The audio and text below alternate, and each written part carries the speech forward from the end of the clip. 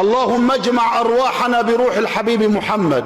اللهم اجمعنا في روض الحبيب محمد، واجمعنا على حوض الحبيب محمد.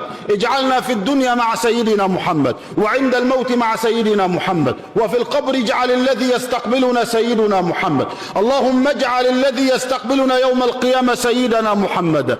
يا رب لا تفرق بيننا وبين سيدنا محمد، لا يقظة ولا منام، لا غيبا ولا شهادة، لا نوما ولا يقظة، لا سرا ولا علانية، لا عدلا ولا غضبا. اللهم لا تفرق بيننا وبين سيدنا محمد. نسألك في هذه الساعة يا رب يا رب ارحم أمواتنا، اغفر لنا ولوالدينا، يا رب ارحمهم كما ربونا صغارا. اللهم انزل على قبورهم الضياء والنور والفسحة والسرور، والحقنا بهم على خير حال يا غفور. احسن ختامنا يا رب، يمن كتابنا يا رب، اشف امراضنا، استر اعراضنا، اهدنا سبل السلام، ارزقنا حسن الختام، ابلغ حبيبك وآل بيته منا السلام، حققنا بمعيتهم في اليقظة والمنام، اجمعنا قريبا في بلدك الحرام وفي روضة سيد الأنام، وارزقنا الحج هذا العام وكل عام ببركة سيدنا محمد سيد الأنام عليه الصلاة والسلام وآله وصحبه الكرام. يا رب اللهم بجاه الحسين وأخيه وجده وبنيه وأمه وأبيه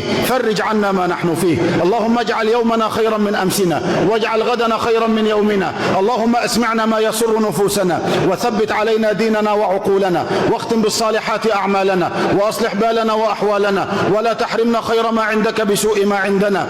يا رب هذا حالنا لا يخفى عليك، عجزنا ظاهر بين يديك، أيقنا ألا ملجأ ولا منجى منك إلا إليك، فعاملنا بالإحسان يا رب إذ الفضل منك وإليك.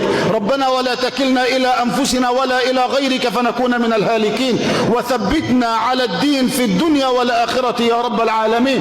يا رب احشرنا في زمرة نبينا وتحت لواء حبيبنا. اللهم أوردنا حوضه ولا تحرمنا أجره ولا تفتنا بعده، واسقنا من يده الشريفة شربة هنيئة لا نظمأ بعدها أبدا. اللهم اهدنا سبل السلام، ارزقنا حسن الختام، أبلغ حبيبك وآل بيته منا السلام، حققنا بمعية في اليقظة والمنام، اجمعنا قريبا في بلدك الحرام وفي روضة سيد الأنام، وارزقنا الحج هذا العام وكل عام يا ملك يا علام بجاه المصطفى خير الأنام. اجعل صلاتنا على سيدنا محمد شفيعة لنا يوم العرض عليك، اجعلها ضياء ونورا وفرحا وسرورا على قبور أمواتنا وأموات المسلمين، اجعلها لنا نورا في قبورنا، اجعلها لنا شرحا لصدورنا، اجعلها لنا تيسيرا لأمورنا، اجعلها رفعا لأقدارنا، اجعلها تخليدا لذكرنا، اجعلها يا رب عندك في أعلى عليين حينما نقابل سيد المرسلين